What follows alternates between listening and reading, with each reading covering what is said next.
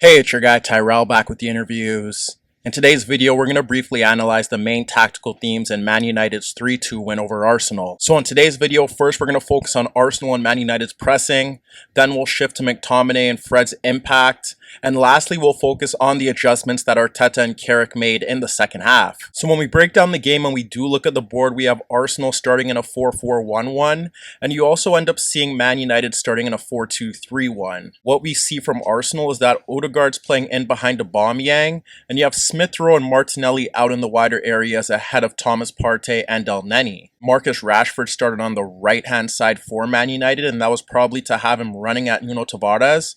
But ultimately what we ended up seeing was that he was shifting into central positions and looking to get involved in the attacking play rather than hugging the touchline for large spells of that game. United's overall attacking shape was pretty straightforward. They had Ronaldo occupying the center backs, Bruno was looking to push forward in beyond Thomas Partey and Elneny, and he was pretty much playing as a second striker, but as the game went on, he was dropping off into deeper positions to get on the ball, and then Sancho was hugging the touchline.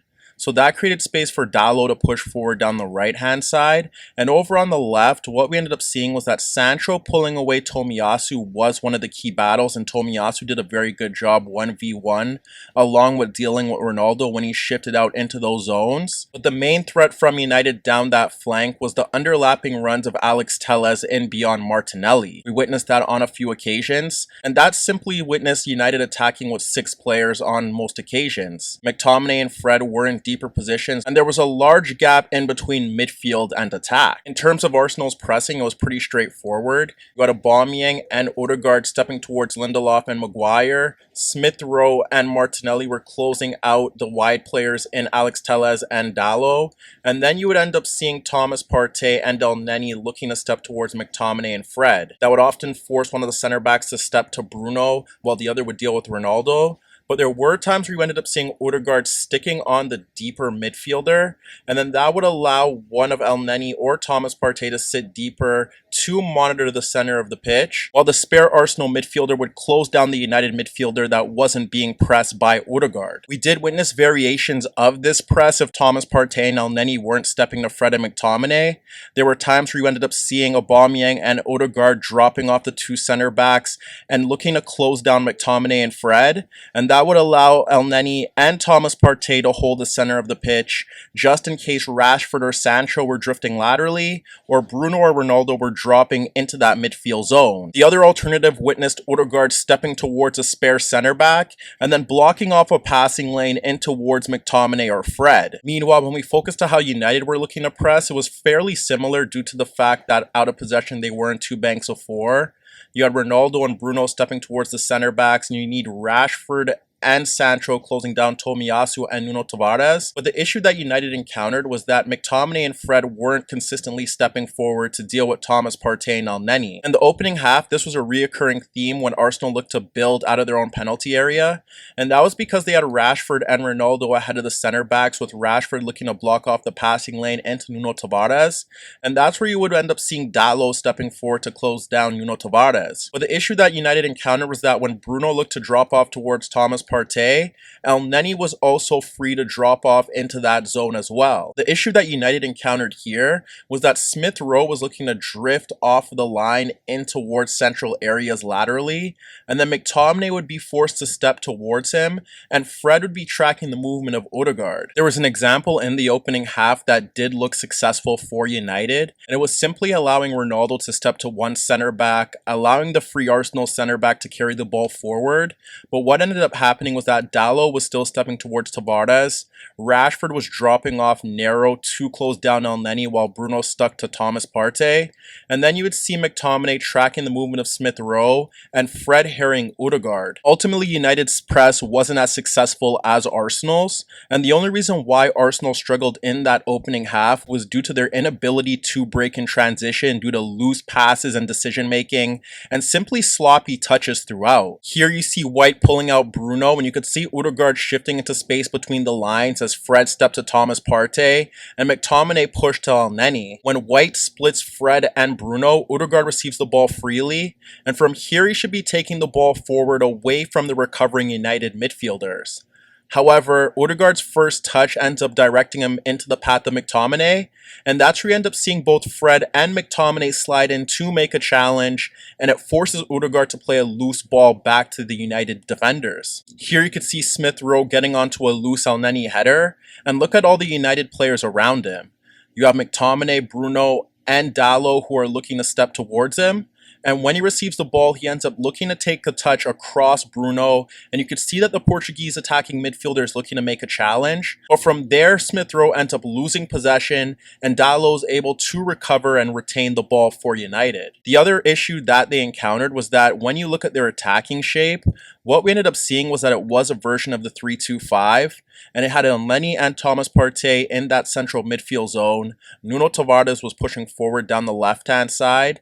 You had Martinelli looking to tuck in central just ahead of Alex Telles, and that would encourage Tomiyasu to push forward, but at times you did see Martinelli still start from the right touchline. And then you'd have Odegaard dropping off into those pockets of space in the inside right position, and Smith Rowe looking to drift laterally from the left, where he'd swap roles with the Aubameyang on occasion, but for the most part he was in an inside left position as well. What United did well here was that when Arsenal looked to play the ball out into those wider areas, it was McTominay and Fred on a consistent basis dropping off into the half space and protecting the fullbacks to create 1v2 situations. Whether it be Nuno Tavares or Smith Rowe down that left-hand side, we witnessed McTominay or Fred shifting over to protect Dalot, and the same thing occurred on the opposite flank.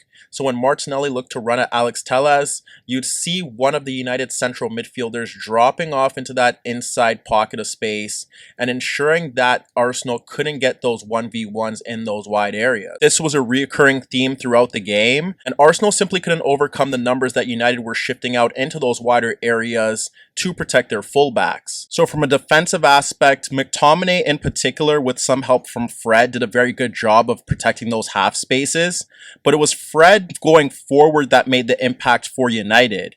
Because like I said, when you look at United's attacking shape, at best they're attacking with 6 players. But what you ended up seeing was that Rashford was caught central and not impacting the game. Ronaldo was isolated ahead of the center backs. Bruno was looking to drop off deeper to play balls into Ronaldo.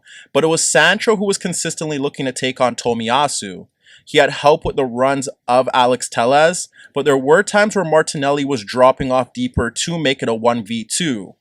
The difference that Fred made here was that when Sancho was dragging 2 defenders towards him, rather than sitting in deeper midfield positions, he was looking to make runs into the penalty area, and that ultimately proved decisive for United, as on all 3 goals, you ended up witnessing Fred bursting into that penalty area, and on 2 occasions it was Sancho bypassing 2 Arsenal players, specifically Martinelli and Tomiyasu, to find the Brazilian midfielder in Arsenal's penalty area. In the build-up to United's equalizer, it's Sancho ahead of Tomiyasu with Thomas Partey shifting over for cover as Rashford makes an overlapping run, and focus on Fred's movement at the edge of the box. You have Elneny ball watching, and as the play develops, what you end up seeing is that Fred makes a forward run into left half space, and Sancho does a very good job of dragging away markers towards him and playing a reverse ball between Tomiyasu and Thomas Partey, and you could see that Fred's now making that run to drag away Elneny and focus on the movement of Bruno and Ronaldo. Bruno ends up dropping away from White as Ronaldo drags Nuno Tavares and Gabriel towards the 6-yard area. And when Fred receives the ball, all he has to do is slide it across Elneny for Bruno. And because White doesn't step towards him, that gives Bruno enough space to hit a first-time effort beyond Ramsdale from point-blank range. In the build-up to the penalty, it's Sancho ahead of Tomiyasu with Odegaard and Martinelli ball watching. And while Sancho could play the ball back to Alex Telles, focus on Fred's positioning. As Sancho pushes towards the box, he locates Fred running off Odegaard, and he looks to split Tomiyasu and Martinelli for Fred's run into left half space as Odegaard reacts late. When Sancho ends up splitting the 2 Arsenal players, Fred gets to the ball before Odegaard, and that results in a last-ditch sliding tackle that ultimately takes out Fred and awards Man United a penalty. Meanwhile, when we shift to the second half, we did see a slight improvement from United. In terms of their pressing, now they were having Bruno and Ronaldo closing down the center backs, the wide players closing down the Arsenal fullbacks, and McTominay and Fred stepping into the path of Elneny and Thomas Partey, while Maguire or Lindelof would deal with Odegaard. What we also ended up seeing was that they did look to target space in behind Nuno Tavares. What we ended up seeing was that usually when you look at Arsenal's attacking shape, you'll have Thomas Partey or Elneny dropping off into the half space to provide cover. But here what we ended up seeing was that Gabriel was shifting across to form a back three with Tomiyasu dropping off into more of a right center back position. And what United ended up doing was that they had Bruno looking to make runs in behind Tavares while Rashford was looking to play balls in behind him. And if that wasn't the case, it was Rashford making the run in behind Tavares. And this was a reoccurring theme in the opening stages of that second half that led to some of United's best chances. In the opening minutes of that second half, it's McTominay sliding the ball across Aubameyang and Nuno Tavares for Bruno shifting into that right channel. McTominay ends up slitting both Arsenal players and Bruno ends up getting the ball in that zone. And that's where you see Ronaldo making a run off Elneny and Gabriel being pulled out towards Bruno. And Bruno looks to slide the ball across the Arsenal center back into Ronaldo in right half space. When Ronaldo receives the ball, he now pulls out Thomas Partey, and Ronaldo does a very good job of simply cutting across the Arsenal midfielder, and it now places him in a legitimate goal-scoring position, and White nor Elneny can't step towards him, and from here you're expecting Ronaldo to put United ahead, but Ramsdale ends up making another terrific save to keep the scoreline level. Following a Smith Rowe loose touch, it's Dalot picking up the loose ball in the midfield zone and instantly sliding it across Smith Rowe and into space beyond Nuno Tavares for Rashford. As that play develops, what you end up seeing is that Rashford now is able to carry the ball into right half space, and that's where you end up seeing Gabriel being pulled out as he has to step towards Rashford. You could see Ronaldo looking to make a run in between the center backs, but focus on Fred's movement in that midfield zone. As Rashford continues towards right half space into the Arsenal penalty area, neither Gabriel or Elneny step, and that creates a passing lane for Ronaldo, who's in between White and Thomas Partey, who aren't tight.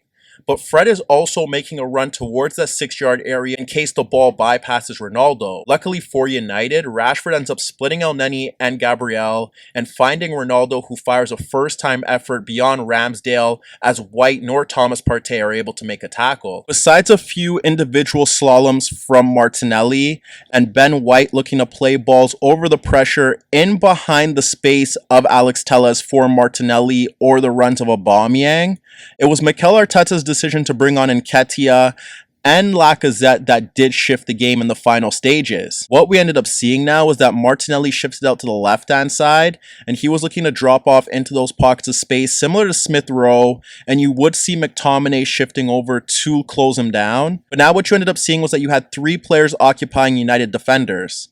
Martinelli was shifting into the box, and Nketiah and Lacazette, despite the ability to drop off deeper to link play, were looking to crash the penalty area when Saka or Tavares got on the ball. So when you analyze Arsenal's best chances in those final stages, it often resulted in Gabriel or Elneny switching play out to Nuno Tavares, and you'll see Martinelli, Lacazette, and Nketiah occupying the center backs and Dalot, and from there Nuno Tavares was playing balls towards the back post for an unmarked Saka, but in those positions United closed him down quickly, and he was unable to impact the game in United's penalty area. So as you can see, this was a game of moments opposed to tactical superiority, but a combination of Fred's runs from midfield, limiting Arsenal's wide threat and targeting Nuno Tavares proved decisive.